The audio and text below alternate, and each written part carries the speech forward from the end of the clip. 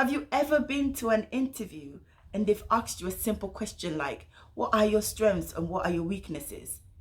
And you've probably gone, oh, my strengths are this, but you refuse to acknowledge your weakness. It takes a very strong person to actually say, my weakness is being anxious. I'm very curious. I'm a warrior.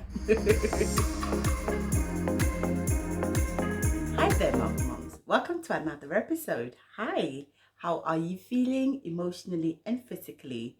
As always, I am challenging you to find yourself and leave a little speck of sparkle of who you are in your child's life. Thank you for coming onto this channel. Welcome to another episode. Have you subscribed? You haven't? Please do now. Subscribe and join this beautiful family, Marvel Mums. On to the topic for this week.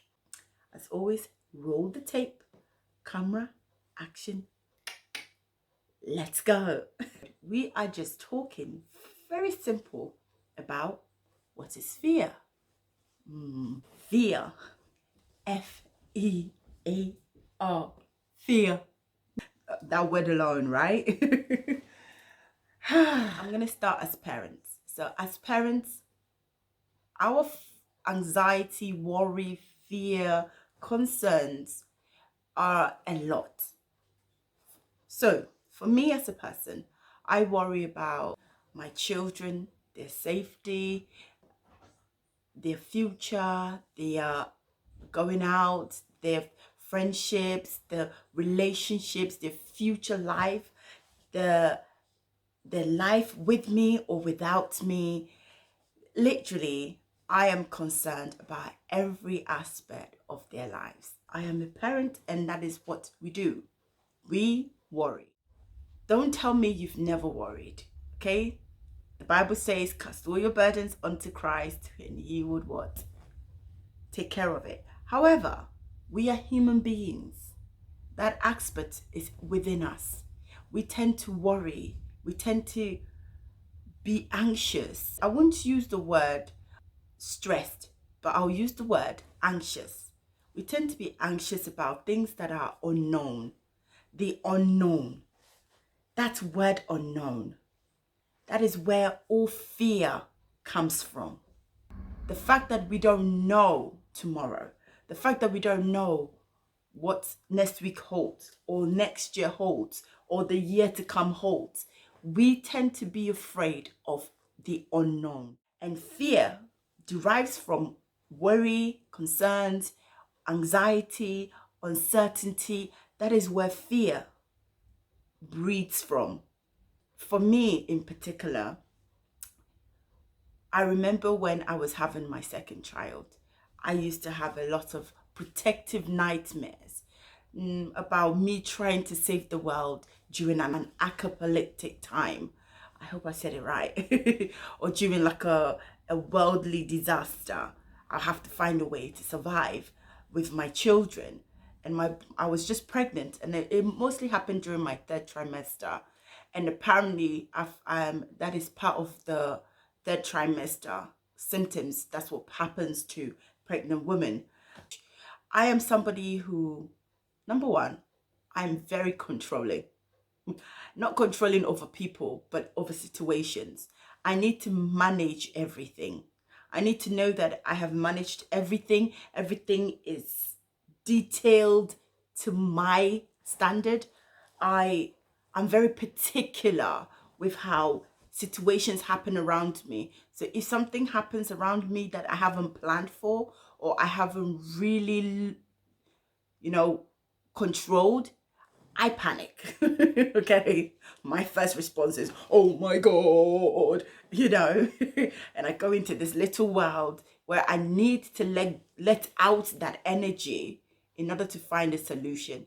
So somebody else would say, oh, but what's she doing? That is my way of dealing with the problem. Find your own way. This is how I deal with it. I throw a tantrum and then I find my solution. And once I find my solution, I find my balance, I can manage the situation.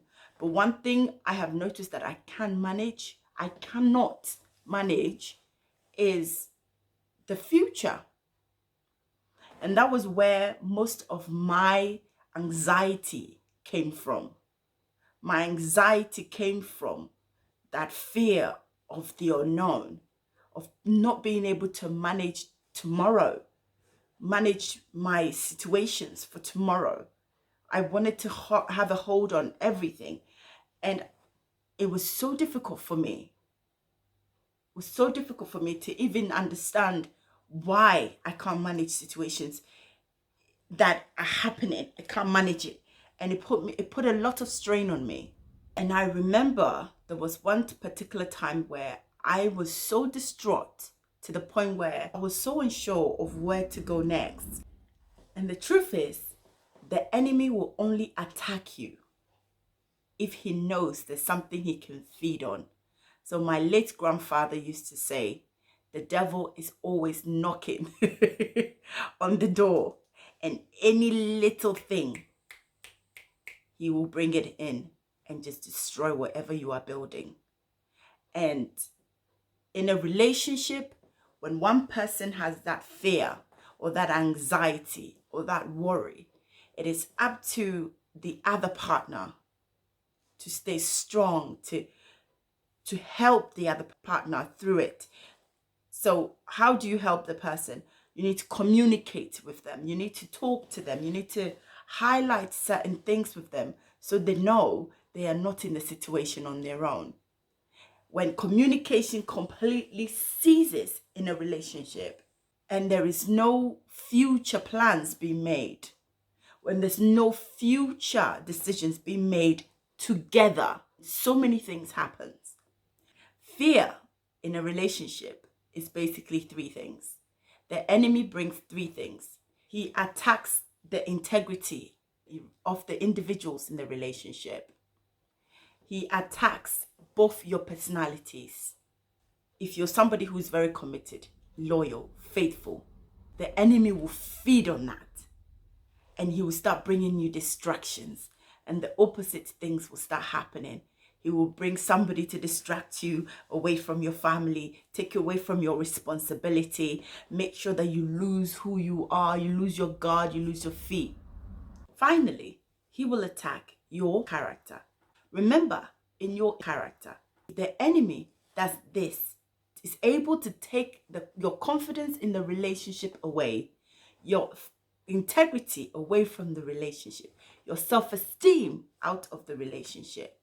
It is detrimental that you understand before you lose your integrity, before you lose your character, and before you lose your personality in the relationship, be aware that you as an individual have got to work on that thing called fear. You need to identify where your fears are coming from, where your anxieties and your worries and concerns, let's call them concerns, are coming from. Fear is not something to be afraid of. What fear is basically a way for you to actually understand that there is more to you than what the enemy is saying or what the world is seeing. In my opinion, fear should be a weapon for you. And hear me out. There is beauty in the ashes. There is beauty in the pain. There is narratives to be changed during the pain. Nobody has ever done anything positively or transformationally by being normal. No. Once you embrace the pain, once you embrace the fear,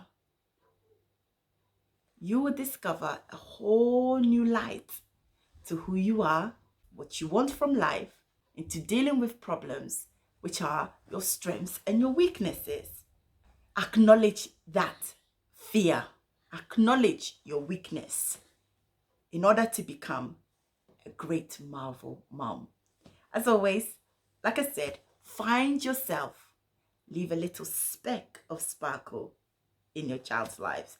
If you can deal with all these problems, things like fear, anxiety, worry, you can translate it better to your child.